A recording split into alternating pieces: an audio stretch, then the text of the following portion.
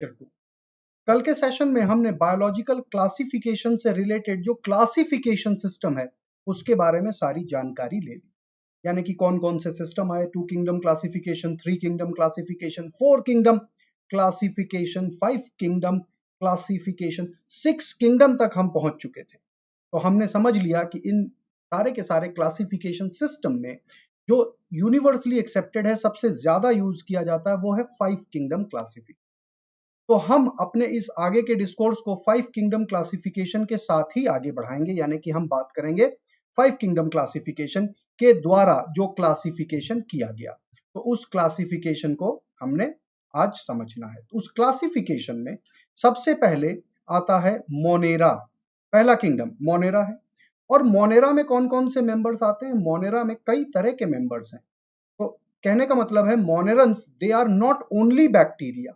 तो आज हम मोनेरा के अंडर में बैक्टीरिया के बारे में इंफॉर्मेशन, क्योंकि बैक्टीरिया सबसे ज्यादा डाइवर्स हैं, सबसे ज्यादा कॉम्प्लेक्स हैं, तो बैक्टीरियाज को हमें सबसे पहले समझना है, या यूं कहें कि ये मोस्ट प्रिमिटिव भी हैं। तो बैक्टीरियाज के ऊपर आज का हमारा डिस्कशन है। स्वागत है सारे बच्चों का। चलिए शुरू करते हैं। फॉर ऑल दो स्टूडेंट जिन्होंने आज पहली बार मेरा सेशन ज्वाइन किया है, my name is Pradeep Singh, my educational qualifications, years of experience, number of students taught, everything is in front of you. और बच्चों, जैसा कि मैं हमेशा कहता हूं, ये सारी की सारी चीजें हैं सेकेंडरी, प्राइमरी हैं तो सिर्फ आप हैं। मेरे सेशन को शेयर जरूर करा करिए #नीट लाइव डेली के थ्रू अपने सोशल मीडिया अकाउंट्स पर, ताकि इस बेहतरीन टीम के वर्क को सारी कंट्री जान सके। बच्चों, एक और बेहतरीन फीचर tinyurl.com/NEET मोबाइल, इस फीचर के थ्रू आपको एट ए प्लेस सारे के सारे सब्जेक्ट्स देखने को मिल जाएंगे, यानी कि biology, physics, chemistry at a place, और वो भी चैप्टर वाइज और लेक्चर वाइज डिस्कोर्स के साथ। आप स्ट्रेट अवे यहीं से पीडीएफ डाउनलोड भी कर सकते हैं। बच्चों, अगर अनअकैडमी के साथ डिटेल लर्निंग के लिए जुड़ना है, मेरी गाइडेंस में जुड़ना है, तो यूज करिए कोड प्रदीप लाइव और जुड़ जाइए अनअकैडमी सब्सक्रिप्शन के साथ, जो कि हर मामले में कंट्री में बेस्ट लर्निंग प्लेटफॉर्म है। राइट, चलिए सेशन को आगे बढ़ाते हैं। और आज के सेशन में एज यूजुअल हम बैक्टीरिया के बारे में पढ़ने जा रहे हैं, जैसा कि मैंने बताया था। टॉपिक को आगे बढ़ाते हैं। तो स्वागत है बच्चों आप सभी का। जितने बच्चे हैं सेशन में, तुरंत के तुरंत सेशन को लाइक कीजिए और आगे बढ़ते हैं और समझते हैं बैक्टीरिया के बारे में। तो बच्चों देखिए, बैक्टीरिया बहुत डाइवर्स हैं, हमें नेकेड आइज से दिखाई नहीं देते हैं, यानी कि इसको देखने के लिए हमें कुछ विशेष इंतजाम करने पड़ते हैं, जैसे कि इलेक्ट्रॉन माइक्रोस्कोप का यूटिलाइजेशन किया जाता है। ये देख लीजिए, ये स्कैनिंग इलेक्ट्रॉन माइक्रोस्कोप्स हैं। तो इतनी बड़ी बड़ी मशीनों के जरिए हम ये छोटे छोटे स्ट्रक्चर को देख पाए। ये ग्रीन वाला देख लीजिए, आपको बैक्टीरिया दिखाई दे रहा है। यहाँ पर भी आपको अलग अलग कलर्स और शेप में बैक्टीरिया दिखाई दे रहे हैं। तो बैक्टीरिया बहुत तरीके के होते हैं, कई शेप में होते हैं, कई कलर के होते हैं, कई डिजाइन के होते हैं, और अलग अलग जगहों पर पाए जाने वाले होते हैं। तो इलेक्ट्रॉन माइक्रोस्कोप इमेजेस के थ्रू हम उन सेल्स को इलैबोरेट कर सकते हैं, एक्सटेंड कर सकते हैं। तो आज हम उस सूक्ष्म दुनिया में कदम रखने वाले हैं, जहां पर हम बैक्टीरिया के बारे में डिटेल में पढ़ेंगे। बहुत सूक्ष्म, वेरी स्मॉल, तो सूक्ष्म, अति सूक्ष्म चीजों के बारे में ही जानकारी ली जाती है माइक्रोस्कोप से। और बैक्टीरिया इतने छोटे होते हैं कि डिटेल्ड स्टडी के लिए हमें बहुत पावरफुल माइक्रोस्कोप्स की जरूरत होती है। नॉर्मल माइक्रोस्कोप से भी इनकी स्टडी डिटेल में नहीं करी जा सकती। क्लियर है? समझ में आ गई हैं बातें? आगे बढ़ते हैं। Kingdom Monera. तो किंगडम मोनेरा के मेंबर्स के बारे में थोड़ी सी इंफॉर्मेशन पहले ली जाए before moving on with the bacteria. तो किंगडम मोनेरा के मेंबर स्मॉलेस्ट होते हैं and the most abundant unicellular organisms on earth. ये सबसे ज्यादा प्रेजेंट हैं, मोस्ट अबंडेंट, और सबसे छोटे भी होते हैं। ऑर्गेनिजम्स की बात हम करते हैं। अगर आपके मन में कुछ ऐसी दुविधा आ रही हो कि वायरसेस भी काफी छोटे होते हैं, तो बच्चों ध्यान रहे, viruses are not proper living organisms. Viruses को लिविंग और नॉन लिविंग के बीच की एक कड़ी माना जाता है, लिंक माना जाता है। और आपको एक बार ये भी बता देता हूं, रॉबर्ट विटेकर ने अपने 5 किंगडम क्लासिफिकेशन में उनका जिक्र नहीं किया है। यानी कि रॉबर्ट विटेकर ने जो नॉन सेलुलर हैं, जो सब सेलुलर बोल सकते हैं या प्रॉपर सेलुलर नहीं है, उनको इंक्लूड नहीं किया है। तो जाहिर सी बात है, viruses, viroid, virion, prions, lichen, इन सबको स्पेसिफिक प्लेस नहीं मिल पाया। लाइकेन तो चलिए फिर भी थोड़े से एडवांस्ड हैं, क्योंकि डुअल ऑर्गेनिज्म है, राइट। तो आपको ये आइडिया लग गया होगा कि अब वायरसेस को या उस तरह के जो इन्फेक्टिव प्रोटीन हैं, प्रियॉन्स हैं, उनको हम 5 किंगडम क्लासिफिकेशन में नहीं पुट करते हैं, लेकिन हम पढ़ेंगे उनके बारे में। Now they are the most primitive form of life which originated from a primitive form of organisms called progenote. प्रोजीनोट करके एक ऑर्गेनिज्म सबसे पहले धरती पर आए थे, ऐसा माना जाता है, साइंटिस्ट ने नाम दिया हुआ है। तो उस प्रोजीनोट से डेवलप हुए हैं बैक्टीरिया, यानी कि प्रोजीनोट को हम कह सकते हैं ये बैक्टीरिया के एंसेस्टर्स हैं, they are the ancestors of the bacteria. बच्चों हम जनरल कैरेक्टरिस्टिक देख लेते हैं हमारे किंगडम मोनेरा। जब किंगडम मोनेरा की बात आती है तो मोस्ट प्रॉपरली हम बैक्टीरिया की ही बात कर रहे होते हैं, लेकिन किंगडम मोनेरा में सिर्फ बैक्टीरिया नहीं है, साइनोबैक्टीरिया भी है, एक्टिनोमाइसिटिस भी है, तो हम इसके बारे में भी बात करेंगे।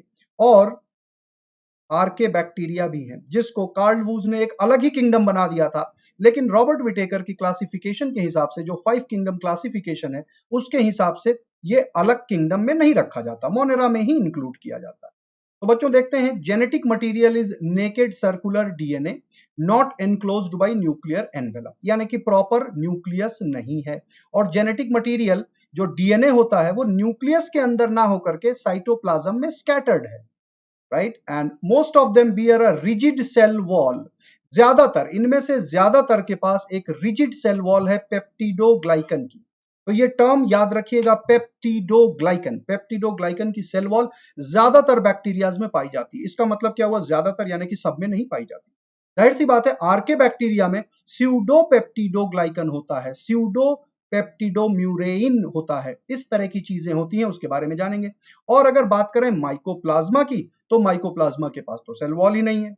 इसका मतलब है सारे के पास नहीं होता, all monerans don't have a cell wall of peptidoglycan, लेकिन ज्यादातर जो ज्यादा अबंडेंट हैं उनमें cell wall, rigid cell wall of peptidoglycan पाई जाती है, राइट।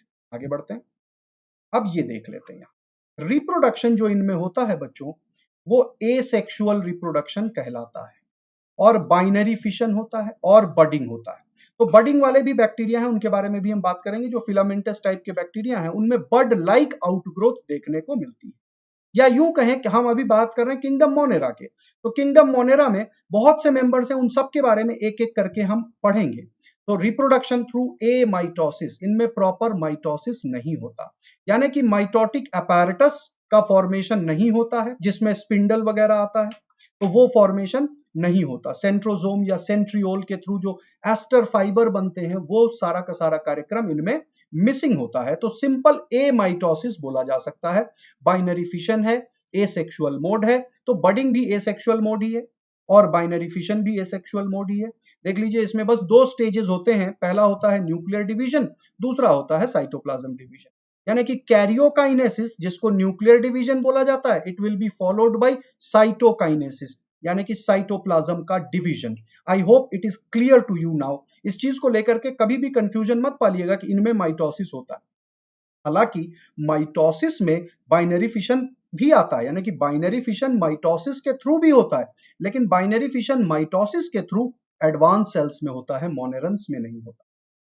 Getting my point? क्योंकि बाइनरी फिशन तो आप पैरामीशियम में भी पढ़ते हैं, ट्रांसवर्स, लॉन्गिट्यूडनल, कई तरह के बाइनरी फिशन के बारे में आप अपने लोअर क्लास में भी पढ़ के आए हैं, यानी कि जो बच्चे 10th to 11th आए हैं उनको भी पता है कि बाइनरी फिशन कई ऑर्गेनिजम्स में पाया जाता है। अमीबा में भी होता है बाइनरी फिशन। तो अमीबा एडवांस्ड है बच्चों, ध्यान दीजिएगा। हमारे जो बैक्टीरियाज हैं वो प्रिमिटिव हैं, तो यहां पर रिप्रोडक्शन माइटोसिस के थ्रू नहीं, ए माइटोसिस के थ्रू होता है। और मियोसिस की तो बात ही नहीं है, क्योंकि मियोसिस गेमीट के फॉर्मेशन में होता है। इसके बारे में आप थोड़ा सा बाद में पढ़ेंगे और डिटेल में। मैंने टर्म इसलिए दे दिया ताकि आप रिलेट कर सके कि हमें क्या पढ़ना है यहां पर और क्या नहीं पढ़ना। तो यहां पर mitotic apparatus is not form during the cell division process, वो अपैरेटस नहीं बनता है, नॉर्मल सेल डिवीजन हो जाता है बाइनरी फिशन। आगे बढ़ते हैं, अभी कैरेक्टर्स ही चल रहे हैं हमारे मोनेरन्स के। Ribosomes and simple chromatophores are the only subcellular organelle in the cytoplasm। जो सब सेलुलर ऑर्गेनल है, यानी कि सेल से छोटे ऑर्गेनल तो इनमें मिसिंग होते हैं, लेकिन ऑर्गेनल के नाम पर अगर कुछ होगा तो वो होगा राइबोसोम हमें मिलेंगे या क्रोमैटोफोर मिलते हैं। क्रोमैटोफोर कुछ अलग से नहीं है, in folding of plasma membrane से बन जाते हैं। ये देख लीजिए क्रोमैटोफोर, और ये किस तरह से यहां in folding of plasma membrane हो गई है, जिसकी वजह से क्रोमैटोफोर बन गए हैं। पिगमेंट सिस्टम है क्रोमैटोफोर में। क्रोमैटोफोर कई तरह के काम करता है। ऐसा माना जाता है कि जो ऑटोट्रॉफिक होते हैं उनमें क्रोमैटोफोर फोटोसिंथेटिक मैकेनिज्म का काम करता है। कुछ और केमिकल होते हैं इसमें, पिगमेंट होते हैं, इनके बारे में हम डिटेल में पढ़ेंगे बाद में। पहले समझ लेते हैं जनरल कैरेक्टरिस्टिक। राइबोसोम्स जो होते हैं बच्चों, इनमें उनका जो डायमेंशन होता है वो 70s होता है। What is this S? S stand for Svedberg unit. जिस साइंटिस्ट ने इस यूनिट को मेजर करने का एक अनोखा तरीका दिया था, क्योंकि राइबोसोम का कोई यूनिट नहीं होता, इट इज सेडिमेंट्री कोएफिशिएंट, और coefficient is a whole number जिसमें कोई यूनिट नहीं होता। लेकिन चूंकि यही एक मैकेनिज्म है राइबोसोम को मेजर करने का, इस वजह से उनके ऑनर में एस यूनिट का नाम दे दिया गया, which is representing the Svedberg unit. ठीक है, अब आपको यहां पर कुछ स्ट्रक्चर दिखाई दे रहे हैं, जैसे कि राइबोसोम दिखा हुआ है मैंने, मीजोसोम दिख रहा है, प्लाज्मा मेम्ब्रेन दिख रहा है, रिजिड सेल वॉल दिख रहा है और फ्लैजेला दिख रहा है। इसके अलावा न्यूक्लियर मटेरियल दिख रहा है। तो कुल मिला के कुछ यही होते हैं स्ट्रक्चर। आगे बढ़ के हम थोड़ा सा अब और जानेंगे इनके बारे में। नाउ जब बात कर रहे हैं मोनेरन की, तो न्यूट्रिशन भी समझना चाहिए। तो mode of nutrition is most diverse among all kingdom. ये चीज ध्यान रखिएगा, इसके ऊपर क्वेश्चंस आ चुके हैं, आगे भी आएंगे, कि जो न्यूट्रिशन है वो मोस्ट डाइवर्स है बाकी सारे मेंबर्स, यानी कि सारे किंगडम को कंपेयर कर लीजिए तो हर किंगडम के कंपैरिजन में इसमें मोड ऑफ न्यूट्रिशन सबसे ज्यादा डाइवर्स है। बच्चों ऊपर जो लिखा हुआ है और जो मैं बता रहा हूं उस पर ध्यान दीजिए, इस साइड वाले जीव पर अभी ध्यान मत दीजिए, नहीं तो आपको थोड़ा सा डर जरूर लग सकता है। ये कुछ भी नहीं है, एक चूहा मर गया, उसका डिकम्पोजिशन हो रहा है, तो इसके बारे में मैं कुछ चीजें आपको जरूर बताऊंगा। अभी अभी जो मैं बता रहा हूं उस पर ध्यान दीजिए। सम ऑफ देम आर ऑटोट्रॉफिक, कुछ है ऑटोट्रॉफिक, कुछ, नॉट ऑल, यानी कि फोटोसिंथेटिक होंगे, फोटोसिंथेटिक ऑटोट्रॉफिक यानी कि सनलाइट की प्रेजेंस में, या फिर कीमोसिंथेटिक ऑटोट्रॉफ हो सकते हैं। कीमोसिंथेटिक ऑटोट्रॉफ का मतलब है केमिकल से एनर्जी खुद ही रिलीज करेंगे और उस एनर्जी को यूटिलाइज करेंगे, लेकिन सनलाइट को यूटिलाइज नहीं करेंगे, जैसे कि हाइड्रोजन सल्फाइड मैकेनिज्म से। और कीमोसिंथेटिक ऑटोट्रॉफ जो है वो काफी ज्यादा प्रिमिटिव है, यानी कि वो आर्के बैक्टीरिया में आते हैं, आप अंदाजा लगा सकते हैं। Now while vast majority are heterotroph, ज्यादातर इसमें हेटेरोट्रॉफ्स होते हैं। हेटेरोट्रॉफ का मतलब क्या है कि ना तो वो ऑटोट्रॉफिक है, ना वो कीमो ऑटोट्रॉफ है, ना वो फोटो ऑटो, यानी कि ऑटोट्रॉफ खुद खाना बनाते हैं और हेटेरोट्रॉफ खाना नहीं बनाते। हेटेरोट्रॉफ में भी ये सैप्रोट्रॉफिक हो सकते हैं या पैरासिटिक हो सकते हैं। तो अब सबसे इंपॉर्टेंट चीज जो यहां देखने वाली है कि दे मे बी प्रोड्यूसर्स और डिकम्पोजर्स। कई बार आप फंजाई को सोच लेते हैं कि फंजाई में न्यूट्रिशनल डाइवर्सिटी सबसे ज्यादा है। नहीं बच्चों, फंजाई आर नॉट प्रोड्यूसर्स। तो बैक्टीरिया ही है जो प्रोड्यूसर भी है, कंज्यूमर भी है, डिकम्पोजर भी है। So they may be producers, they may be consumers, because heterotrophs तो कंज्यूमर्स ही होते हैं और डिकम्पोजर भी होते हैं ये। तो आप सोच लीजिए कि हर तरह की फूड डाइवर्सिटी में ये पाए जाते हैं। अब यहां पर देखिए एक सिंपल सा छोटा सा एक वीडियो, मैंने एक छोटी सी क्लिप आपके लिए लगाई है, जिसमें एक चूहा मर गया है। तो चूहा मर गया, कोई बात नहीं, मरने के बाद राइगर मॉर्टिस होता है डेड बॉडी में, राइट। तो राइगर मॉर्टिस में क्या होता है, स्टिफनेस हो जाता है। स्टिफनेस होने के बाद उसके अंदर के जो कंपोनेंट हैं, सेलुलर कंपोनेंट हैं, वो सब केमिकल एंजाइम्स होते हैं, वो एंजाइमेटिक ब्रेकडाउन शुरू हो जाता है। जब एंजाइमेटिक ब्रेकडाउन शुरू हो जाता है तो फिर बॉडी के अंदर उन्हीं केमिकल के ऊपर ग्रो करने के लिए माइक्रोब्स पहुंच जाते हैं। जब माइक्रोब्स पहुंच जाते हैं, माइक्रोब्स भी मल्टीप्लाई करते हैं, माइक्रोब फर्दर ब्रेक डाउन करते हैं अमीनो एसिड को, प्रोटीन्स को, गैसेस का फॉर्मेशन होता है बॉडी के अंदर, जिसकी वजह से ब्लोटिंग हो जाती है। यानी कि चूहा मरने के बाद देखिए थोड़ा मोटा हो गया, यानी कि फूल गया और फिर फट जाएगा, क्योंकि ब्लोटिंग जब हो जाएगी, गैसेस का फॉर्मेशन हो जाएगा, जैसे जैसे गैसेस बढ़ेंगी तो वो ब्रेक करके बॉडी से बाहर निकल जाएंगी। ये सारा का सारा जो वर्क है डिकम्पोजर्स ही कर रहे होते हैं। और याद रखिए, स्टार्टिंग में बैक्टीरिया ही सबसे ज्यादा वर्क करते हैं, क्योंकि वो सबसे क्विकली अंदर तक एंटर कर जाते हैं। फंजाई भी इसमें वर्क करता है, सॉइल फंजाई हो गया, एयर में जो फंगस हो गए वो भी ग्रो करते हैं। यानी कि दोनों के दोनों डिकम्पोजर, दोनों के दोनों क्लास ऑफ डिकम्पोजर लगभग एक साथ ही काम करते हैं। जब ये पट्रिफिकेशन होता है या डिकम्पोजिशन होता है तो इसमें कुछ गैसेस निकलती हैं, जिनको कैडावरीन बोलते हैं, या पट्रीसीन करके कुछ गैसेस हैं जो स्पेसिफिक हैं कि सड़ी हुई लाशों से निकलती हैं। उसी की वजह से डेड बॉडीज में एक अजीब सी स्मेल हो जाती है, right, because of the chemical. सब कुछ केमिकल के थ्रू ही है।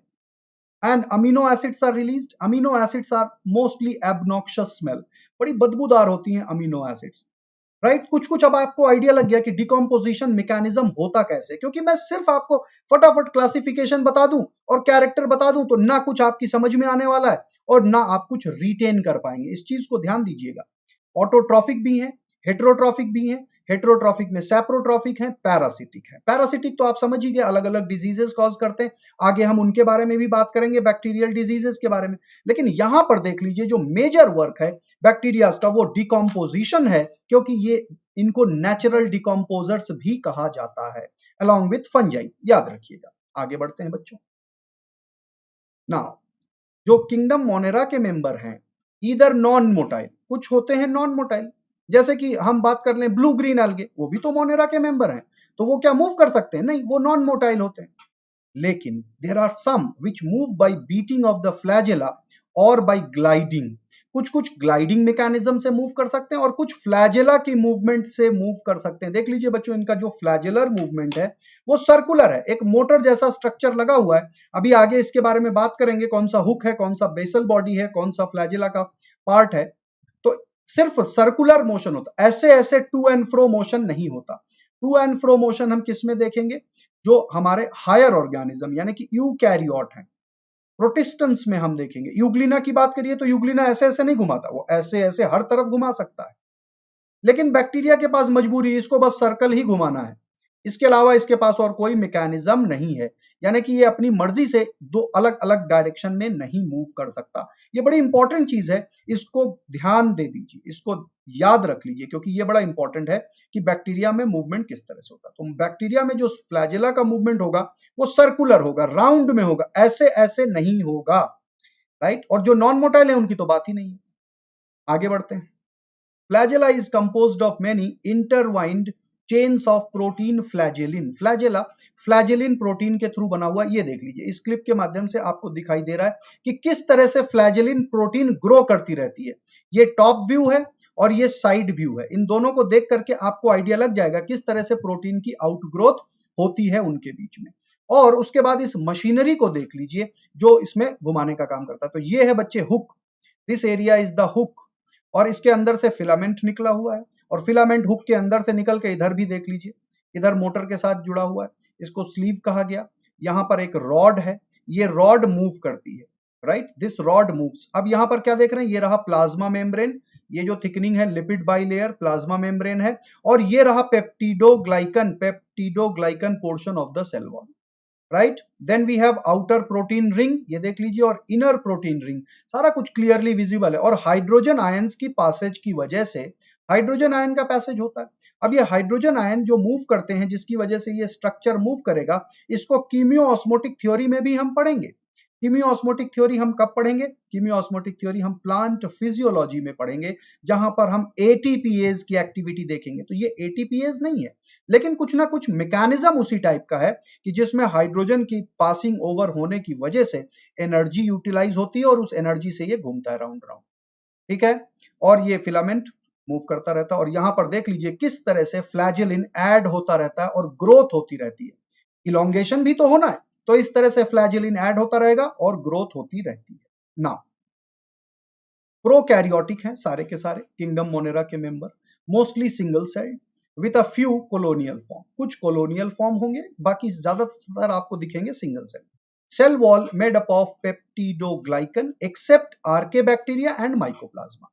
आर्के बैक्टीरिया और माइकोप्लाज्मा को छोड़ करके सब में पेप्टिडोग्लाइकन की सेल वॉल बनी होती है। तो peptidoglycan is present, kingdom Monera का ये इंपॉर्टेंट फीचर है, ये सारे के सारे। अब इनका हैबिटेट कहां कहां पर है? मोनेरन्स पाए कहां जाते हैं? Found in all the habitats on earth.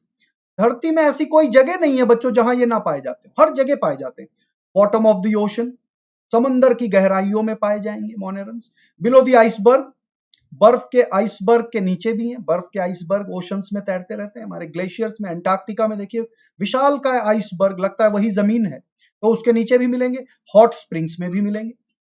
तो धरती में कुल मिला के ऐसी कोई जगह ही नहीं है जहां पर ये नहीं पाए जाते। हाँ, हमने आर्टिफिशियली कोई जगह बना ली हो। मैंने आपको एक चीज जरूर बताई थी कि जहां पर बिल्कुल ज्वालामुखी का माउथ है, जहां से मोल्टेन लावा निकल रहा है, वहां नहीं होंगे, क्योंकि वहां उतने टेम्परेचर को ये रेजिस्ट नहीं कर पाएंगे। लेकिन ऐसा नहीं है कि जहां पर वॉल्केनिक वेंट है, जहां वॉल्केनो का माउथ है, उसके आसपास भी नहीं होंगे। उसके आसपास ये बिल्कुल होंगे, क्योंकि ये काफी हायर टेम्परेचर तक टॉलरेट कर सकते हैं, यानी कि बॉइलिंग टेम्परेचर से ऊपर भी ये टॉलरेट कर सकते हैं। सारे नहीं, कुछ कर सकते हैं और कुछ नहीं कर सकते। जो नहीं कर सकते वो ज्यादा कॉमन है। इसी वजह से हम स्टेरिलाइजेशन में बॉइलिंग ऑफ वाटर या सब्सटेंसेस को यूटिलाइज करते हैं। क्लियर है? आपको समझ में आया कि ये कहां कहां पाए जाते हैं। इसके अलावा inside and outside the bodies of other organism, दूसरे जीवों की बॉडीज के अंदर और बाहर दोनों जगह पाए जाते हैं। हमारी बॉडी के अंदर भी है, हमारी बॉडी के बाहर भी है। डेजर्ट में भी पाए जाते हैं। आपके दिमाग में जरूर आ रहा होगा कि डेजर्ट बड़ा ड्राई एरिया है, वहां नहीं पाए जाते होंगे। शायद नहीं बच्चों, डेजर्ट में भी पाए जाते हैं। इसके अलावा आप सोच रहे होंगे वायु मार्ग यानी कि एयर में नहीं पाए जाते हैं, तो बच्चों गलती कर रहे हैं। They are also on particulate matter suspended in air. धूल के कण अगर पार्टिकुलेट मैटर जिसको बोलते हैं एयर में सस्पेंडेड है, तो ये उसके ऊपर भी बैठ के मुफ्त की यात्रा कर रहे होते हैं। इसके अलावा जो हमारे कफ ड्रॉप्स होते हैं, छोटे छोटे एरोजॉल्स होते हैं, ये उनमें भी घूम रहे होते हैं। यानी कि जो छोटे छोटे ड्रॉपलेट्स निकलते हैं कई बार स्नीजिंग से, कफिंग से, खांसने से, तो उन ड्रॉपलेट्स के ऊपर भी ये मुफ्त की सवारी कर रहे होते हैं। इनको कोई टिकट की जरूरत नहीं है, हर जगह ये पहुंच जाते हैं। अब ये देख लीजिए किस तरह से ग्रो करते हैं। बैक्टीरियाज को भी बड़ी इंटेलिजेंट मशीनरी बोला जाता है। देखिए, अगर आपको कभी कहा जाए, आप अपने स्कूल में गए या कहीं पर भी स्ट्रेट लाइन में खड़े होने की बात कही जाए, कई बार बच्चों चैलेंज आ जाता है। हमारे आर्मी पर्सनल को छोड़ दीजिए, आप 25 या 30 बच्चे भी होंगे तो सीधी लाइन नहीं बना पाएंगे बिना किसी सुपरवाइजर की मदद के। लेकिन बैक्टीरिया देख लीजिए किस पैटर्न में ग्रो कर रहे हैं। What a wonderful pattern. पूरा का पूरा इन्होंने सर्कल मेंटेन किया हुआ है। कॉलोनी बढ़ रही है, बैक्टीरिया की ग्रोथ हो रही है। तो इस तरह के स्ट्रक्चर बहुत पावरफुल माइक्रोस्कोप से जब साइंटिस्ट ने देखा तो हैरान रह गए, हैरत में रह गए कि इतने सूक्ष्म जीव होकर के इतने इंटेलिजेंट कैसे हैं। दिस इज वेरी इंपॉर्टेंट बच्चों, how intelligent they are. Think, देखिए सिंक्रोनाइजेशन देखिए आप। ये तो आड़े तिरछे भी ग्रो कर सकते थे इधर उधर, लेकिन देख लीजिए किस तरह से एक पैटर्न में ही ग्रो कर रहे हैं ना। अब बात करते हैं मोनेरा के डिवीजन की। तो मोनेरा को अब हम डिवाइड कर लेते हैं। मोनेरा के बारे में इन जनरल हम काफी जान चुके हैं। अब हम आर्के बैक्टीरिया के बारे में जानेंगे और यू बैक्टीरिया के बारे में जानेंगे। राइट? अब एक और बात कि बच्चों फिर बैक्टीरिया क्या है। आज का जो मैंने टॉपिक का नाम दिया, उसका नाम दिया मैंने बैक्टीरिया। तो ये बैक्टीरिया क्या है? मोनेरा है, आर्के बैक्टीरिया, यू बैक्टीरिया। ध्यान दीजिए बच्चे, बैक्टीरिया मोनेरा किंगडम के जितने मेंबर्स हैं, ज्यादातर को बैक्टीरिया के नाम से ही जाना जाता है, लेकिन नॉट ऑल, क्योंकि उसमें भी डिस्टिंक्शन है। तो bacteria is a general term, लेकिन जब हम क्लासिफिकेशन देखेंगे तो हम बैक्टीरिया को पाएंगे कि वो हेटेरोट्रॉफिक बैक्टीरिया हैं, जिनको हम जनरली बैक्टीरिया कह देते हैं। मैंने जानबूझकर इस चीज को क्लियर करना उचित समझा, क्योंकि कई बार आप कंफ्यूज हो जाते हैं कि क्या मोनेरा ही बैक्टीरिया है। तो बच्चों जनरली हम कह सकते हैं कि मोनेरा ही बैक्टीरिया है, लेकिन सिर्फ मोनेरा ही बैक्टीरिया है, सारा का सारा बैक्टीरिया यानी कि मोनेरा में सिर्फ बैक्टीरिया है, ये बात गलत है। क्योंकि मोनेरा में आर्के बैक्टीरिया भी हैं, जिनको आप बैक्टीरिया कह सकते हैं, कोई दिक्कत की बात नहीं। लेकिन जो हमारे ब्लू ग्रीन एल्गे हैं यानी कि साइनो बैक्टीरिया, उनको हम कई बार बैक्टीरिया से कम कहते हैं और उनको कंपेयर ज्यादा करने की कोशिश करते हैं एल्गे के साथ, क्योंकि उनमें फंक्शनल एस्पेक्ट एल्गे का है। लेकिन जो बेसिक स्ट्रक्चर है, यानी कि न्यूक्लियस का ना होना, प्रॉपर न्यूक्लियस का ना होना और पेप्टिडोग्लाइकन की सेल वॉल होना, ये उनमें है। सेलुलोज की सेल वॉल नहीं है। सेलुलोज की सेल वॉल अगर होती तो वो प्लांट किंगडम के मेंबर माने जाते। I hope this is now clear to you. तो बैक्टीरिया इन जनरल आप कहिए, लेकिन बैक्टीरिया को स्पेसिफिकली हेटेरोट्रॉफिक बैक्टीरिया से ही समझा जाता है। तो चलिए एक बार देख लेते हैं मोनेरा। दो पार्ट में हम इसको ब्रेक कर सकते हैं, आर्के बैक्टीरिया यानी कि प्रिमिटिव बैक्टीरिया और यू बैक्टीरिया यानी कि मॉडर्न बैक्टीरिया। तो प्रिमिटिव बैक्टीरिया वही हैं जिनको कार्ल वूज ने एक अलग डोमेन और एक अलग किंगडम के बीच में डिवाइड करने की कोशिश करी। बात गलत नहीं थी, लेकिन पहले इतनी सिंपल था स्ट्रक्चर कि उनको अलग एक किंगडम देना ठीक नहीं है। हालांकि वो बहुत ज्यादा वक्त तक रहे, क्योंकि पहले लेस एडवांसमेंट था। अब लेस एडवांस और हाई एडवांसमेंट के बीच में आप उनको पूरा का पूरा एक अलग ही डोमेन दे दो, एक अलग किंगडम दे दो, वो जस्टिफाई नहीं हुआ। क्योंकि शुरुआत तो हमेशा सिंपल से ही होती है, फिर कॉम्प्लिसिटी होती चली जाती है। तो ठीक है बच्चों, आर्के बैक्टीरिया को हमने मोनेरा का पार्ट माना according to Robert Whittaker classification.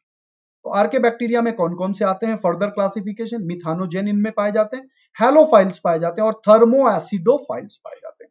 क्या डिफरेंसेस है? मिथानोजेन मीथेन प्रोड्यूसिंग बैक्टीरिया है, halophile salt loving bacteria, thermoacidophile hot sulphur spring के एरियाज में पाए जाते हैं। अब ये तीनों के तीनों जो कंडीशंस हैं प्रिमिटिव अर्थ के कंडीशन से मिलते जुलते हैं, इस वजह से ये प्रिमिटिव है और सबसे पहले यही आए थे।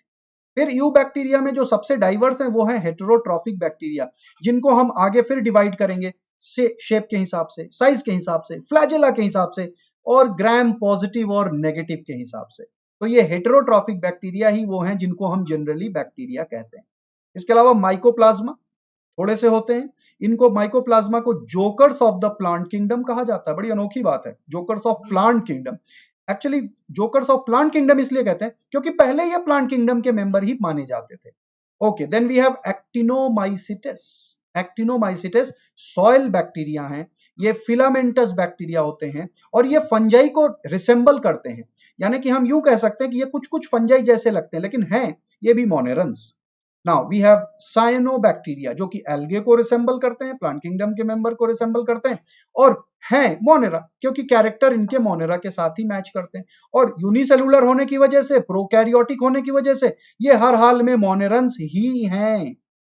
क्लैरिटी आ गई? आगे बढ़ते हैं, आर्के बैक्टीरिया को देख लेते हैं फर्दर डिवाइड कैसे किया जा सकता है। तो बच्चों आर्के बैक्टीरिया को दो पार्ट में डिवाइड किया जा सकता है, नॉन सल्फर मीडियम वाले और हॉट सल्फर स्प्रिंग वाले, यानी कि एक में सल्फर नहीं है और एक में सल्फर है।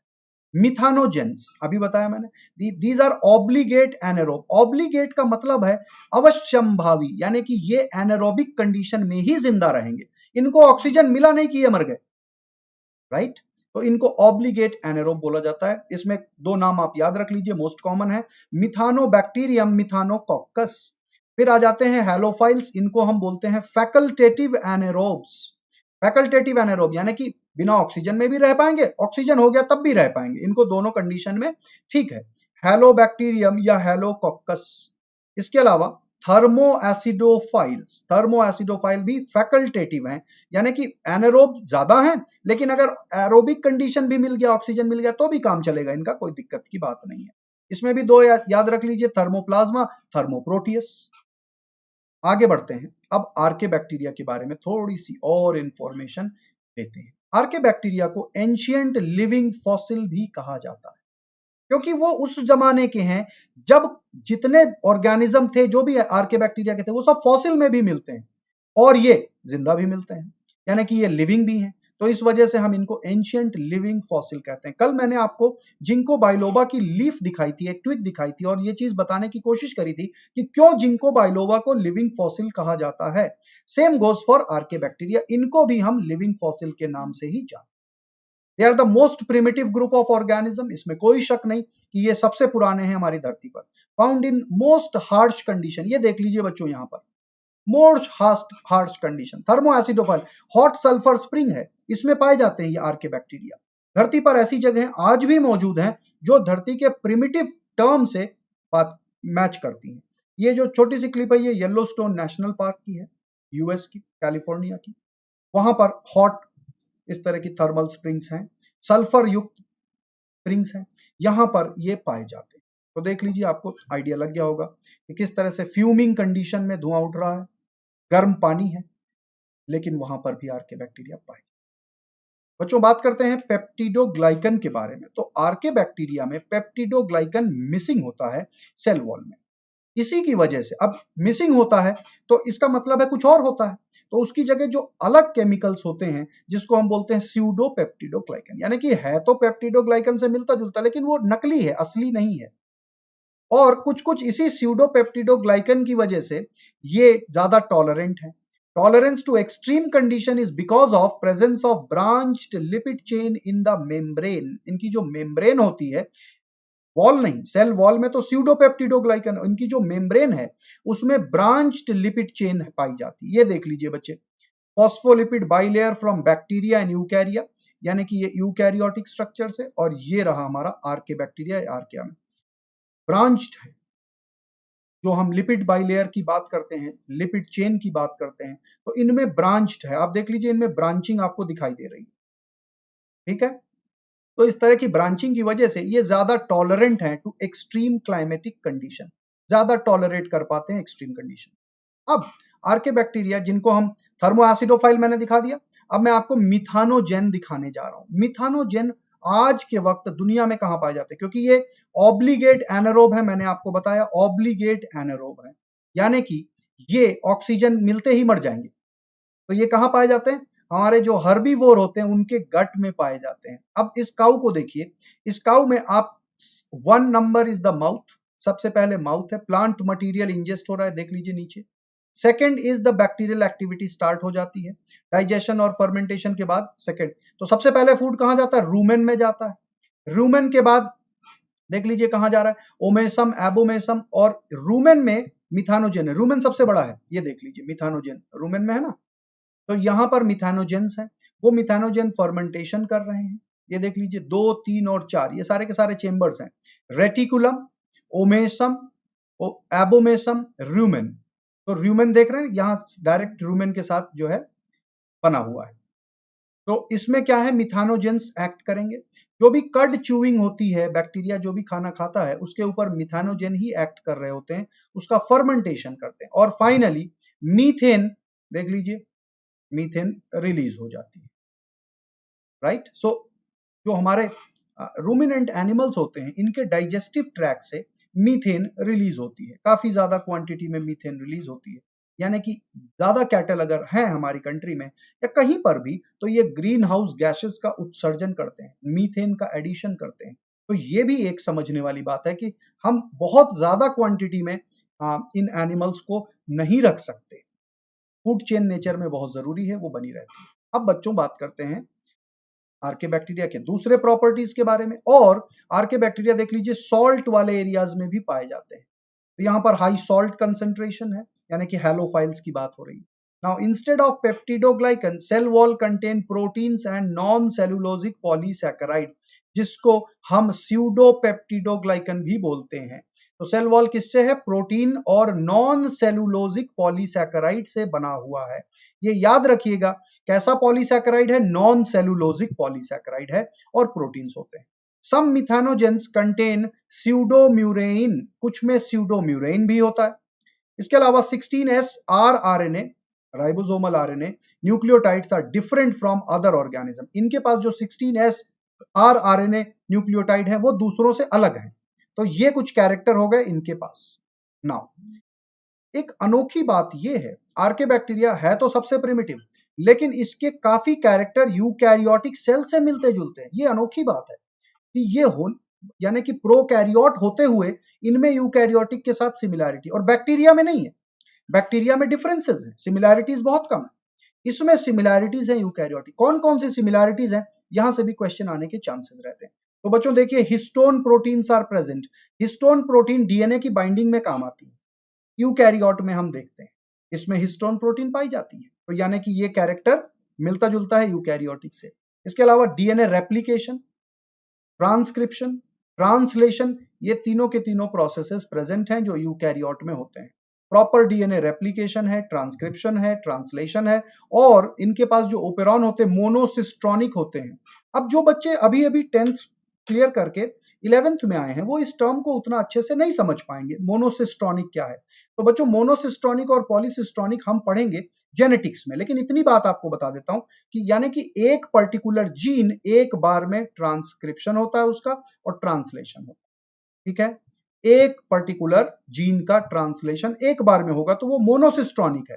लेकिन बैक्टीरिया में ज्यादातर पॉलीसिस्ट्रॉनिक पाया जाता है, यानी कि एक साथ 2-3 जीन एक साथ अपने आप को ट्रांसक्राइब करती हैं, ट्रांसलेट करती हैं।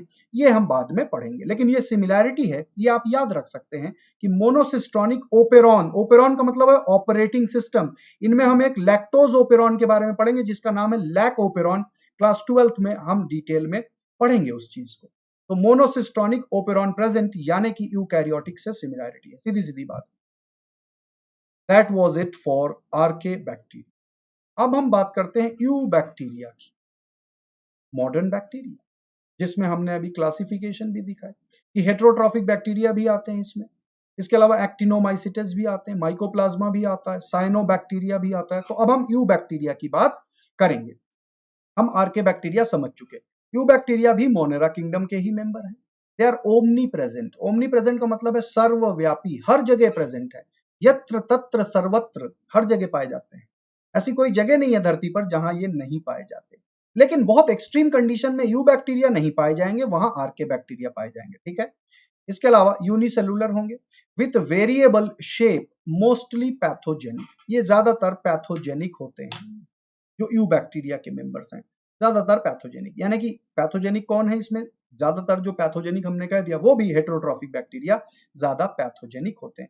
देख लीजिए एक नॉर्मल बैक्टीरियल सेल जिसमें फ्लैजेला भी है, आपको छोटे छोटे आउटग्रोथ दिखाई दे रहे हैं, पिलाई भी है, फिम्ब्री भी होती है किसी किसी में, तो सब में नहीं होती लेकिन कहीं कहीं जरूर पाई जाती है। अब ये देख लीजिए structure of a typical bacterial cell. जब हम बैक्टीरियल सेल की बात करते हैं तो हमें प्रोकैरियोटिक सेल के पूरे नेचर के बारे में पता होना चाहिए। लेकिन बच्चों एक और चीज कहूंगा यहां पर, क्योंकि ये चैप्टर हमारा बायोलॉजिकल क्लासिफिकेशन का है, तो हमें इस प्रोकैरियोटिक सेल की पूरी संरचना एक एक पॉइंट को जानने की जरूरत नहीं है। कब जानेंगे, जब हम सेल चैप्टर पढ़ेंगे तो वहां पर हम पहले प्रोकैरियोटिक सेल के बारे में पढ़ेंगे, एक एक पार्ट के बारे में पढ़ेंगे, एक एक कैरेक्टर के बारे में पढ़ेंगे, और फिर हम पढ़ेंगे यूकैरियोटिक सेल के बारे में। तो ये उस चैप्टर में भी डिटेल में पढ़ेंगे, लेकिन फिर भी क्योंकि हम बायोलॉजिकल क्लासिफिकेशन में एक बैक्टीरिया को पढ़ रहे हैं तो हमें पता होना चाहिए एक टिपिकल बैक्टीरिया के पास कौन कौन से पार्ट होते हैं। देखिए बच्चों सबसे सेंटर में इसमें आपको क्या दिख रहा है, ये जो एक डिजाइन सा स्ट्रक्चर बीच में दिख रहा है, ये वाला स्ट्रक्चर, ये कुछ भी नहीं है, फोल्डिंग ऑफ द न्यूक्लियोइड है, यानी कि एक क्रोमोसोम की इनवर्ड फोल्डिंग है जो कि एक शेप में आपको दिखाई दे रहा है।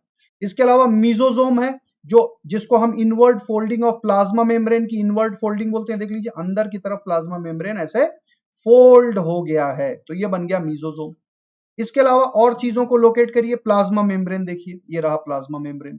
इसके ऊपर एक म्यूसिलेज की लेयर होती है, चिपचिपी लेयर होती है, म्यूसिलेजिनस लेयर, जो कि स्लाइम लेयर होती है और वही कैप्सूल भी बन सकती है किसी किसी कंडीशन में। इसके अलावा आपको क्या दिख रहा है, साइटोप्लाज्म दिख रहा है, और क्या दिख रहा है, फ्लैजेला दिख रहा है, बेसल बॉडी, जो मैंने अभी आपको हुक और बेसल बॉडी दिखाया था, ये रहा फिलामेंट और ये रहा हुक, पूरा का पूरा इसमें इंफॉर्मेशन। इसके अलावा पाइलस भी दिख रहा है, पिलाई या पाइलस, जिसको फिम्ब्री भी इसी टाइप का एक्सटेंशन होता है, पाइलस और फिम्ब्री भी दिख रहा है। इसके अलावा रेस्पिरेटरी एंजाइम देख लीजिए, प्लाज्मा मेम्ब्रेन की लेयर में अंदर रेस्पिरेटरी एंजाइम प्रेजेंट है, क्योंकि अलग से माइटोकॉन्ड्रिया नहीं है इसके पास। तो माइटोकॉन्ड्रिया जो काम करता है यूकैरियोट में, वो इसकी प्लाज्मा मेम्ब्रेन की अंदर वाली लेयर करती है, राइट। इसके अलावा आरएनए भी है, डीएनए तो आपने देख ही लिया, न्यूक्लियर बॉडी में वो डीएनए है और ये आरएनए है। आरएनए के अलावा राइबोसोम है और पॉलीराइबोसोम भी है, एक साथ कई राइबोसोम एक आरएनए के साथ अटैच्ड हैं, इसको कहते हैं पॉलीराइबोसोम। इसके अलावा glycogen, reserve food matter, lipid globule भी हैं, ये देख लीजिए जो व्हाइट व्हाइट कलर के स्ट्रक्चर दिख रहे हैं, सेल वॉल भी है। तो इन शॉर्ट मैंने आपको सारी चीजें बता दी। वैसे तो एक बार देखने में ये बड़ा जंबल लगता है, इसको ड्रॉ करिएगा, एक बार जब आप ड्रॉ करेंगे, एक बार आप लेबलिंग करेंगे, तो ये बहुत आसान हो जाएगा आपके लिए, क्योंकि एक एक पॉइंट को जब आप लेकर के चलते रहेंगे तो आप पूरे के पूरे डिस्कोर्स को समझते चलेंगे बच्चों। ये रहा हमारा स्ट्रक्चर। अब कंपोनेंट देख लेते हैं कि भाई बैक्टीरियल सेल में क्या क्या पार्ट होते हैं। तो एक होता है सेल एनवेलप, यानी कि आउटर कवरिंग। उस सेल एनवेलप में हमारा सेल वॉल भी आ गया, ऊपर की ग्लाइकोकैलिक्स लेयर भी आ गई, स्लाइमी लेयर भी आ गया और प्लाज्मा मेम्ब्रेन भी आ गया। सेल एनवेलप का मतलब सेल की कवरिंग, सेल का लिफाफा, सेल किस चीज से कवर्ड है। इसके बाद अंदर है साइटोप्लाज्म, क्योंकि सेल है, चाहे प्रोकैरियोट हो यूकैरियोट हो, साइटोप्लाज्म तो होगा ही। इसके अलावा है न्यूक्लियोइड, यानी कि न्यूक्लियस नहीं है, न्यूक्लियोइड है। प्लास्मिड होते हैं, प्लास्मिड क्या होते हैं, एक्स्ट्रा क्रोमोसोमल डीएनए, यानी कि न्यूक्लियोइड वाली कुछ जीन प्लास्मिड में भी प्रेजेंट है, लेकिन वो न्यूक्लियोइड से अलग है। इसके अलावा होता है फ्लैजेला, मूव करने के लिए। पिलाई एंड फिम्ब्री भी होती है, पिलाई एंड फिम्ब्री, पिलाई कॉन्जुगेशन ब्रिजेस बनाता है, यानी कि अ टाइप ऑफ, कह सकते हैं कि सेक्सुअल रिप्रोडक्शन इनमें प्रिमिटिव टाइप का है, लेकिन उसको सेक्सुअल नहीं बोलते एग्जैक्टली, पैरासेक्सुअल बोलते हैं। तो उसके बारे में भी हम डिटेल में डिस्कस करेंगे कि what is this parasexual reproduction, यानी कि शुरुआत तो यहीं से हो चुकी थी सेक्सुअल रिप्रोडक्शन की, लेकिन यहाँ पर प्रॉपर जो है मिक्सिंग नहीं होता। कुछ फर्टिलिटी फैक्टर्स होते हैं जिनको एक फर्टाइल बैक्टीरिया दूसरे के साथ शेयर कर लेता है, तो वो भी रेजिस्टेंट हो जाता है, यानी कि वो कुछ स्पेसिफिक जीन्स हैं। यानी कि जो सेक्सुअल रिप्रोडक्शन की शुरुआत थी कि भाई कुछ कॉम्प्लेक्स चीज बनानी है तो वो यहीं से स्टार्ट हो चुकी थी। इसके अलावा fimbriae are thread like long extension, जिससे वो किसी भी सब्सटेंस के अगेंस्ट अटैच होने का काम करते हैं। चिपकने के लिए फिम्बरी बहुत जरूरी है उनका। ग्लूई नहीं होता, स्टिकी होता है, यानी कि फाइबर लाइक होता है, उलझा देता है उसमें और अटका रहता है। अब बात करते हैं बच्चों सेल एनवेलप। तो सेल एनवेलप का मतलब है outer covering. This outer covering usually consist of 3 component, 3 component से बना हुआ है। पहला है ग्लाइकोकैलिक्स, जिसको म्यूसिलेज कवरिंग भी बोलते हैं, चिपचिपा पदार्थ, जिसकी वजह से एंटीबायोटिक वगैरह कई बार एक्ट नहीं कर पाती बैक्टीरिया के ऊपर। और एक और फायदा है इससे, डेसिकेशन नहीं होता, ड्राई नहीं होता, क्योंकि चिपचिपा पदार्थ ऊपर से है तो वो पानी को अंदर रोक करके रखता है, एक जेल टाइप का मटेरियल है। इसके बाद है सेल वॉल, और उसके बाद सबसे अंदर है प्लाज्मा मेम्ब्रेन। अब बात करते हैं ग्लाइकोकैलिक्स या जो म्यूसिलेज कवरिंग है, तो उस म्यूसिलेज कवरिंग को समझ लेते हैं। It is the outer most layer, non cellulosic polysaccharide with और विदाउट प्रोटीन। क्या चीज है ये? नॉन सेलुलोजिक पॉलीसैकेराइड से बना है, विद और विदाउट प्रोटीन। प्रोटीन हो भी सकता, नहीं भी हो सकता। If it is a loose covering it is called a slime layer. अगर एक हल्का सा लूज कवरिंग है तो बच्चों इसको नाम दिया जाता है स्लाइम लेयर। लेकिन यही कवरिंग अगर टफ हो जाए तो इसको कहते हैं कैप्सूल। अब आप यहां पर देखिए हम किसकी बात कर रहे हैं, यहां पर हम बात कर रहे हैं आउटर मेम्ब्रेन की। ये वाली आउटर मेम्ब्रेन जो आप देख रहे हैं, ये वाली ऊपर वाली लेयर, राइट, क्योंकि इसके अंदर है पेप्टिडोग्लाइकन और लास्ट में है सेल मेम्ब्रेन। अंदर वाली जो है वो लिपिड बाइलेयर है, इसलिए 2 लेयर से दिखाई जा रही है, देखिए bilayer, that is the membrane, right. आगे बढ़ते हैं। If it is thick and tough, अगर ये लेयर थिक और टफ है तो इसको हम कैप्सूल कहेंगे। सेम ग्लाइकोकैलिक्स, यानी कि ग्लाइकोकैलिक्स अगर लूज है तो स्लाइम लेयर बोलेंगे, और अगर वही टफ हो गई, प्रोटेक्टिव इन नेचर हो गई, तो इसको हम कहेंगे कैप्सूल। यानी कि कैप्सूल है तो प्रोटेक्टिव इन फंक्शन है, so it is protective in function. समझ में आ गई बात? ये देख लीजिए आउटर मेम्ब्रेन यहां पर भी बनी हुई है, ये आउटर मेम्ब्रेन। ये आउटर मेम्ब्रेन अगर थिक और टफ है तो ये कैप्सूल कहलाएगा, और टफ नहीं है, चिपचिपा सा है, तो स्लाइम लेयर। आगे बढ़ते हैं। अब बात करते हैं cell wall, the second layer. Rigid solid covering protects bursting in hypotonic solution. ये बहुत आवश्यक है इसको समझना। अब कुछ बच्चे समझ गए होंगे क्योंकि आपने पढ़ा हुआ है हाइपोटोनिक, हाइपरटोनिक, आइसोटोनिक सॉल्यूशंस के बारे में, क्लास 10th में भी पढ़ा हुआ है। तो यानी कि बात कुछ यूं है कि अगर वाटर में डाल दिया गया किसी सेल को, तो आपने पढ़ा हुआ कि सेल स्वेल हो जाता है, बाहर से प्योर वाटर अंदर आ जाता है, और उस बाहर के वाटर को हम हाइपोटोनिक बोलते हैं, क्योंकि अंदर कुछ ना कुछ सॉल्ट होते हैं, कुछ क्योंकि केमिकल्स हैं, मिनरल्स हैं। तो अगर हाइपोटोनिक सॉल्यूशन में रखा गया तो सेल सेल जो है फूलने लगेगा। लेकिन सेल वॉल अगर प्रेजेंट है तो एक लिमिट के बाद उसको स्वेल नहीं होने देगा, बस्ट नहीं होने देगा। आई बात समझ में? इसी वजह से प्लांट सेल टर्जिड हो जाते हैं जब उनमें वाटर ज्यादा आ जाता है, लेकिन बस्ट नहीं होते क्योंकि उनके पास सेल वॉल होता है। Same goes for bacteria. कौन बचाएगा बेचारे बैक्टीरिया को? अगर हाइपोटोनिक सॉल्यूशन में चला गया, सारे के सारे बैक्टीरिया नष्ट हो जाएंगे। इस चीज से निपटने के लिए इन्होंने इस तरह का मैकेनिज्म बना रखा है। Made of peptidoglycan, cell wall is made up of peptidoglycan, क्योंकि अब हम बात कर रहे हैं हमारे यू बैक्टीरिया की। Peptidoglycan chain is made of repeating unit of N acetyl glucosamine. ये 2 केमिकल के नाम याद रखिएगा, एक नैग है और एक नैम है। नैग और नैम की रिपीटिंग यूनिट से बना होता है हमारा सेल वॉल, बैक्टीरिया में जो सेल वॉल होता है। तो इनका फुल फॉर्म क्या है? N acetyl glucosamine, N acetyl muramic acid, N acetyl glucosamine, N acetyl muramic acid. इसी तरह रिपीट होता रहता है, इसीलिए मैं भी रिपीट कर रहा हूं, क्योंकि तभी तो वो एक रिपीटिंग यूनिट बनेगी, रिपीटिंग चेन बनेगी। NAG NAM, NAG NAM, NAG NAM, N acetyl glucosamine, N acetyl muramic acid. इसको याद कर लीजिए। आप तो समझ ही गए होंगे मैंने कितनी बार इस चीज को कहा, तो इसका लॉजिक तो कुछ होगा। That is cell wall. अब बच्चों बात करते हैं प्लाज्मा मेम्ब्रेन की। तो plasma membrane is selectively permeable, यानी कि सारे सब्सटेंसेस को एंट्री नहीं देगा। लेकिन सेल वॉल डेड होता है, रिजिड लेयर है, डेड लेयर है। प्लाज्मा मेम्ब्रेन लिविंग लेयर माना जाता है। It is metabolically active in bacteria. ये लेयर बैक्टीरिया में मेटाबॉलिकली बहुत एक्टिव है। इसका मतलब क्या हुआ बच्चों? बात यह है कि जो मॉडर्न सेल हैं उनमें भी जो काम होता है किसमें? क्लोरोप्लास्ट में। जो काम होता है माइटोकॉन्ड्रिया में, वो क्लोरोप्लास्ट में भी थाइलाकॉइड मेम्ब्रेन पर होता है। माइटोकॉन्ड्रिया में इनर सरफेस जिसको फिंगर लाइक प्रोजेक्शन क्रिस्टे कहते हैं, यानी कि इस कई तरह के रिएक्शन तो मेम्ब्रेन्स के ऊपर होते हैं। तो वही चीज यहां पर बैक्टीरिया के प्लाज्मा मेम्ब्रेन में, क्योंकि बैक्टीरिया में और ऑर्गेनल्स नहीं है कोई, तो किसी और जगह में हो नहीं सकता, उस सब काम को प्लाज्मा मेम्ब्रेन में ही होना है। देख लीजिए सीधा सीधा यहां पर लिख दिया गया, it takes part in respiration में टेक पार्ट करता है, सिंथेसिस ऑफ लिपिड करता है, सेल वॉल कंपोनेंट सब कुछ सिंथेसाइज यही प्लाज्मा मेम्ब्रेन, मेटाबॉलिक रिएक्शंस हो रहे होते हैं। Now space between plasma membrane and cell wall is called periplasmic space. Periplasmic space, periplasmic space को लोकेट करने की कोशिश करिए। ये देख लीजिए यहां पर पेरीप्लाज्म करके लिखा हुआ है। पेरीप्लाज्म या पेरीप्लाज्मिक स्पेस जो प्लाज्मा मेम्ब्रेन और ये देख लीजिए पेप्टिडोग्लाइकन की सेल वॉल है, इसके बीच में जो गैप है, let me change the colour ताकि आपको क्लैरिटी के साथ ये दिखाई दे जाए।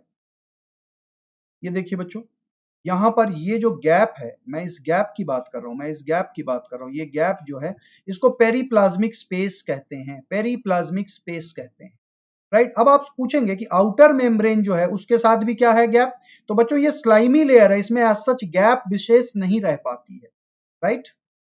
तो ये आउटर मेम्ब्रेन हो गया। Again this picture is not absolutely, ये इलेक्ट्रॉन माइक्रोग्राफ नहीं है, ये सिर्फ आपको समझाने के लिए ये इमेज को इंक्लूड किया है मैंने, राइट। क्योंकि आगे जब हम पढ़ेंगे इसके बारे में, प्रोकैरियोटिक सेल के नेचर के बारे में, कहां पढ़ेंगे, सेल चैप्टर में, वहां हम स्पेसिफिकली देखेंगे। क्योंकि अब ऐसा तो है नहीं कि हम मोनेरा पढ़ रहे हैं तो हम पूरे प्रोकैरियोटिक सेल की हर एक चीज को जान लें, नहीं, उसको जानेंगे सेल चैप्टर में। तो ये आपको एक आइडिया लग गया कि कौन कौन से स्ट्रक्चर से बना होता है। अब बच्चों बात करते हैं साइटोप्लाज्म की। साइटोप्लाज्म में क्या होता है मोनेरन्स में, membrane bound cell organelles absent, कोई भी मेम्ब्रेन बाउंड सेल ऑर्गेनल नहीं है। Cytoplasmic streaming and sap vacuoles absent, cytoplasm की स्ट्रीमिंग भी नहीं होती। साइटोप्लाज्मिक स्ट्रीमिंग यानी कि मूवमेंट ऑफ साइटोप्लाज्म जो प्लांट सेल में हम बड़े अच्छे से देख सकते हैं माइक्रोस्कोप में। गैस वैक्यूल प्रेजेंट होते हैं, सैप वैक्यूल नहीं प्रेजेंट होते। ध्यान दीजिएगा बच्चों, सैप वैक्यूल यूकैरियोटिक सेल्स में ही पाए जाते हैं, गैस वैक्यूल जरूर होते हैं इनमें। It has the following component. अब साइटोप्लाज्म में कौन कौन सी चीजें बिखरी रहती हैं उनकी बात करते हैं। बच्चों साइटोप्लाज्म में मीजोजोम देखने को मिलता है, राइबोसोम देखने को मिलता है, क्रोमैटोफोर्स देखने को मिलते हैं। ये तीन स्ट्रक्चर हमें साइटोप्लाज्म में मतलब सस्पेंडेड मिल जाते हैं, मीजोसोम्स, राइबोसोम, क्रोमैटोफोर। इसमें मीजोसोम और क्रोमैटोफोर तो infolding of plasma membrane, ribosome अलग होते हैं जो 70s के कैटेगरी वाले होते हैं, 30s और 50s को मिला करके, दोनों सब यूनिट की बात कर रहा हूं। अब बच्चों बात कर लेते हैं मीजोसोम की। मीजोसोम्स कैसे फॉर्म होते हैं, form due to inward folding of plasma membrane, plasma membrane की अंदर की तरफ फोल्डिंग की वजह से मीजोसोम बनते हैं।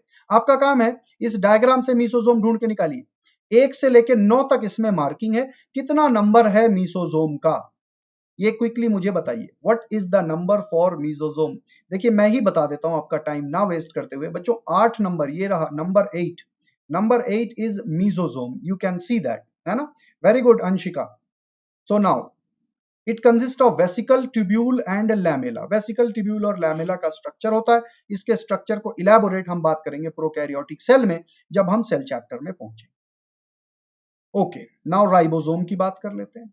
छोटे होते हैं, मेम्ब्रेनलेस होते हैं, क्योंकि मेम्ब्रेन वाला कोई भी स्ट्रक्चर तो है नहीं प्लाज्मा मेम्ब्रेन के अलावा। इसके पास राइबोन्यूक्लियोप्रोटीन्स होता है, 70s साइज का होता है राइबोन्यूक्लियोप्रोटीन यानी कि ribosome, right. It is of two types, free ribosome जो स्कैटर्ड होते हैं साइटोप्लाज्म में, और फिक्स्ड राइबोसोम जो प्लाज्मा मेम्ब्रेन के साथ अटैच्ड हैं, जिनको पॉलीराइबोसोम कह सकते हैं। Ribosome generally occur in groups called polyribosome और पॉलीजोम, जिसमें 4 से 8 राइबोसोम एक single strand of messenger RNA के साथ अटैच होते हैं। ये देख लीजिए बच्चे, इस पिक्चर को देखिए, आपको क्लैरिटी के समझ में आ गया। पहला वाला सिंगल है, जो दूसरा वाला है वो अटैच्ड है। तो क्या नाम से जाना जाता है, पॉलीराइबोसोम या पॉलीजोम। मैंने जो आपको पहले बैक्टीरिया की पिक्चर दिखाई थी, इमेज दिखाई थी, उसमें भी क्लैरिटी के साथ वो दिखाई दे रहा है, राइट। तो ये हो गए हमारे राइबोसोम्स। अब बात करते हैं क्रोमैटोफोर्स के बारे में। तो क्रोमैटोफोर मैंने आपको स्टार्टिंग में ही बता दिया था, दोबारा फिर बताता हूं। They are found in photoautotrophic bacteria, समझ गए होंगे, पिगमेंट सिस्टम है। In green bacteria they are called chlorosome, इनका नाम भी चेंज हो जाता है ग्रीन बैक्टीरिया में। Chlorosome contain photosynthetic pigment called bacteriochlorophyll. Bacteriopheophytin और कैरोटिनॉइड्स। तो क्लोरोफिल भी अलग है, बैक्टीरियो क्लोरोफिल है, फेओफाइटिन भी अलग है, बैक्टीरियोफेओफाइटिन, लेकिन कैरोटिनॉइड्स तो वही कॉमन पिगमेंट है, कैरोटिनॉइड्स। ये स्ट्रक्चर पाया जाता है क्रोमैटोफोर्स में, यानी कि इनमें पिगमेंट्स होते हैं और उन पिगमेंट्स की वजह से ये जो ग्रीन है तो वो उनको क्लोरोसोम कहा जाता है क्योंकि वो सनलाइट को यूटिलाइज करते हैं, और इसके अलावा जो दूसरे हैं उन पिगमेंट से कीमोसिंथेटिक भी कर सकते हैं। तो कहने का मतलब है कि जो फोटो ऑटोट्रॉफिक है उनमें ज्यादा पाया जाता है, क्रोमैटोफोर काफी ज्यादा एनिमल किंगडम में भी पाए जाते हैं लेकिन अलग फंक्शन के, नाम सेम है क्रोमैटोफोर, पिगमेंट सिस्टम की वजह से। तो क्रोमैटोफोर्स के बारे में आप एनिमल किंगडम में भी पढ़ेंगे, कुछ ऑर्गेनिज्म जो समंदर में पाए जाते हैं जैसे ऑक्टोपस वगैरह हैं, तो उनसे भी रिलेटेड है, right. So you got an idea about chromatophore कि इनमें पिगमेंट सिस्टम होता है और क्लोरोसोम कहे जाएंगे अगर ग्रीन बैक्टीरिया में पाए जा रहे हैं। अब बात करते हैं बच्चों न्यूक्लियोइड। सारा का सारा स्ट्रक्चर मैंने देखिए आपको बता दिया in a way. It is the genetic material of bacteria, जो न्यूक्लियोइड है। देख लीजिए न्यूक्लियोइड यहाँ कहां पर है, ध्यान से देखिए, 3 नंबर पॉइंट कहां गया, ये रहा number 3, that is the nucleoid DNA. It consist of a single circular double stranded super coil DNA, लेकिन सिंगल है, सर्कुलर है और स्कैटर्ड है with in the cytoplasm. Nucleus बोल के अलग से बाउंड्री युक्त नहीं है, यह चीज आपको समझना है। तो this is about the nucleoid that we find in our eubacteria. इसके अलावा बच्चों प्लास्मिड के बारे में हमने बात करी थी। तो plasmid are self replicating circular extra chromosomal segment of double stranded DNA. Extra chromosome देख लीजिए, डीएनए है, डीएनए की कॉइलिंग भी यहां पर क्लियरली दिखाई दे रही है। if they are temporarily associated with nucleoid, they are called episome। इस पॉइंट को याद रख लीजिएगा, एपिसोम पूछा जा चुका है। एपिसोम किसको कहते हैं? अगर ये जो हमारा प्लास्मिड है ये किसी तरीके से न्यूक्लियोइड के साथ अटैच रहता है, एसोसिएटेड रहता है, तो उसको एपिसोम बोल दिया जाता है। यानी कि जब ये न्यूक्लियोइड के साथ रहेगा तो इसको हम कह सकते हैं एपिसोम, राइट। अब बच्चों एक बार बात कर लेते हैं फ्लैजेला की, हमने बात करी थी फ्लैजेला भी होता है। तो flagella consist of 3 part, basal body, hook और फिलामेंट। ये वही डायग्राम है जिसमें आप बेसल बॉडी भी देख रहे हैं, नीचे का पोर्शन, फिर वो हुक दिखाई दे रही, ये रही हुक, और उसके अंदर से निकलता हुआ फिलामेंट। तो बच्चों आज के सेशन में हम इतना ही करेंगे। आगे कल के सेशन में हम अभी यू बैक्टीरिया के ऊपर और सारी इंफॉर्मेशन लेने वाले हैं, क्योंकि यू बैक्टीरिया काफी वास्ट है, एक लेक्चर में कंप्लीट नहीं हो सकता। तो आज हमने बैक्टीरिया इन जनरल समझ लिया, कल अब हम यू बैक्टीरिया के बाकी क्लासिफिकेशन, उनके कैरेक्टरिस्टिक्स के बारे में समझेंगे। ये जो हमने समझा ये इन जनरल एक यू बैक्टीरिया के सेलुलर स्ट्रक्चर्स को हमने समझा है। तो चलिए आगे बढ़ा देता हूं स्लाइड्स को, मैं फटाफट कल के सेशन में डिस्कस करेंगे बाकी की चीजें, क्योंकि हमें अभी काफी क्लासिफिकेशन वगैरह की बात भी करनी है। तो बच्चों आप लोगों के लिए जो सेशंस चल रहे हैं मंडे टू वेडनेसडे, ये शेड्यूल चल रहा है नीट लाइफ डेली 2.0 के लिए। 4 PM पर सचिन सर जूलॉजी पढ़ाएंगे, 5 PM Mahendra sir physics, 6 PM Anup sir chemistry, 7 PM मैं आपको बॉटनी पढ़ाऊंगा। Thursday two Friday class 12th के लिए सेम पैटर्न फॉलो होगा। आप हमारे साथ टेलीग्राम ऐप पर भी जुड़ सकते हैं और आपको सारे के सारे अपडेट्स मिलते रहेंगे। इसके अलावा tinyurl.com/neat मोबाइल से जुड़ सकते हैं। बच्चों अनअकैडमी सब्सक्रिप्शन हर मायने में बेहतर है, तो इसके साथ भी जुड़िए प्रॉपर। अगर आपको अपनी एजुकेशन को कंप्लीट करना है, आपको अपने गोल तक पहुंचना है, वर्ल्ड फेमस विश्वविख्यात डॉक्टर बनना है, तो हमारे courses, batch courses already start हो चुके हैं बच्चों। इन कोर्सेज के साथ जुड़िए, जहां पर ये बेहतरीन टीम आपको आपकी मंजिल तक पहुंचने में सहायता करेगी, और इसके अलावा कंट्री की सारे के सारे बेस्ट एजुकेटर आपको मिल जाएंगे यहाँ, राइट। करना क्या है, बड़ा सिंपल है। अनअकैडमी लर्निंग ऐप को प्ले स्टोर पर जाकर इंस्टॉल कर लीजिए। इंस्टॉल करने के बाद ऑप्शन आएगा प्लस का, NEET UG and GATE subscription पर क्लिक कर दीजिए और ये विंडो आ जाएगा। यहाँ पर आप अगर मेरे मार्गदर्शन में, मेरी गाइडेंस में अपनी मंजिल को अचीव करना चाहते हैं, तो बच्चों यूज करिए code Pradeep live and you will be directly connected with me, और इससे मैं आपको डायरेक्ट हेल्प कर पाऊंगा। द बेस्ट थिंग इज आप बाकी सारे एजुकेटर्स के साथ जुड़ पाएंगे, यानी कि कोड एक, काम अनेक, फायदे अनेक। तो यूज कोड प्रदीप लाइव, आप अपनी जरूरत के हिसाब से सब्सक्रिप्शन चूज कर लीजिएगा और जुड़ जाइए डिटेल लर्निंग के लिए हमारे साथ। Unacademy NEET, Unacademy JEE, Unacademy at School for board preparation 9, 10th and 11, 12, all are our sister channel. Together let us crack it. And जिन बच्चों ने अब तक सब्सक्राइब नहीं किया है चैनल को, तुरंत के तुरंत सब्सक्राइब कीजिए, बेल आइकन को प्रेस कर दीजिए, #नीट लाइफ डेली पर शेयर जरूर करिए, ताकि इस वंडरफुल टीम का वर्क, इस टीम की मेहनत, इस टीम का मोटिवेशन कंट्री के हर एक बच्चे तक पहुंच सके। तो बहुत जरूरी है आप शेयर भी करें। And joining with Unacademy subscription, use code Pradeep Life and you will directly come under my guidance. That's all for the session today बच्चों। अगले सेशन में फिर आगे की कहानी पर बात करेंगे। That's all. Thank you. Good night. Bye bye.